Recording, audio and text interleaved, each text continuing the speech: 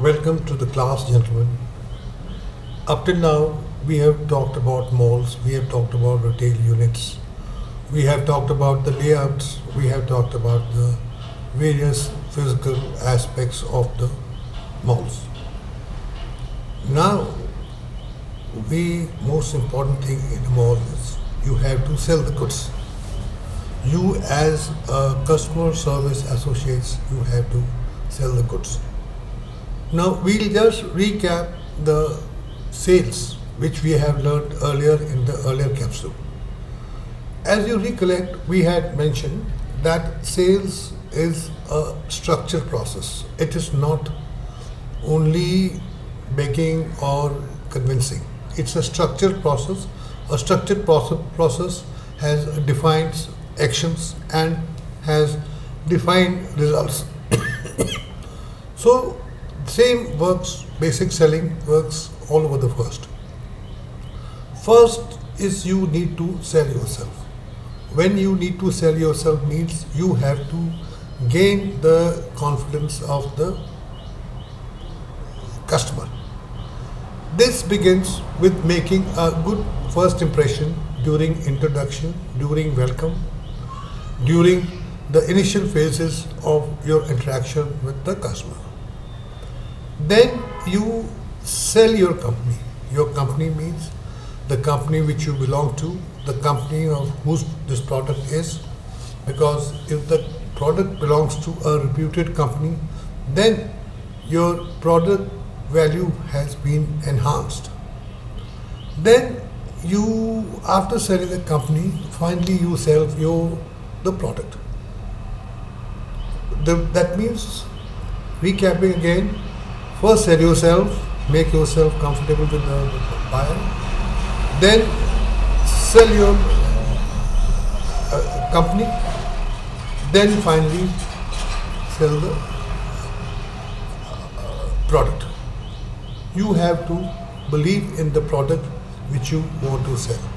If you do not believe in the product yourself, how do you expect the customer to believe in it? So you should be passionate about the product which you sell. We had earlier covered, there were different types of selling. There were different kinds of sellings. In that we had mentioned solution selling, concept selling. We had mentioned direct selling. We had mentioned luxury selling, selling in a fashion show, personal selling, and most of the time in a shop what you are doing is a face-to-face selling, which is called a personal selling. You're also doing solution selling because you are trying to find the problem of the customer and then you provide the solution to the customer. Also, you are doing cross-selling. That means product which is a person is buying, you also offer a person another product along with it. If a person is taking health soap, you try and sell a soap or a soap dish to the person concerned. So you also sell another product which enhances the value of your own product and increases the revenue. So we had earlier talked about all the types of selling. Then we had talked about the selling techniques. And in selling techniques, the most common procedure first was understanding the prospect, understanding the product, then providing information, handling objections, and finally closing the sales. We had also mentioned that selling different kinds of product requires different techniques.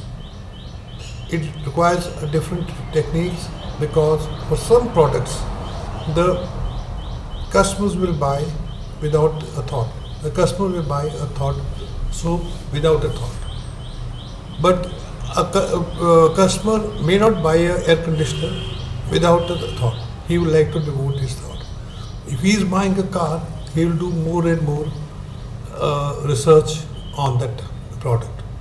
And in case he's buying anything, aircraft, industrial goods, he would like to do more diligence check, more comparative study, then only will buy. So it's up to you to provide information, to handle objections, and then to sell the goods to the customer. So there are different kinds of, as we mentioned, techniques for different products, because there is the malls or the retail units have varied kind of products for various customer price range and for varied customers. So recapping for what we had said earlier, you first, to sell your own self, you have to get your acceptability out to the customer. Acceptability means your own communication, own power to get accepted, your own product knowledge, because a customer will always like to know the features, advantages, benefits of a product. And with this knowledge, you'll have to make the product acceptability to the customer. Then you have to sell the reliability of the product to the customer. Then for the value the person is buying, he has to be convinced that he is paying the correct price or he is getting a justified deal. Then comes after sales service.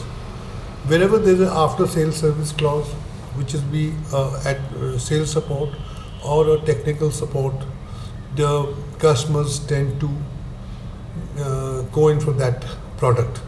You will have to explain the various guarantees, various warranties to the customers so that he feels convinced. So this is in short the selling aspects what we had discussed earlier. The full selling process is in detail is found on my website as a separate selling package capsule. If you have doubts, you should see that and hear the videos and see the PPTs to get a better understanding. Thank you.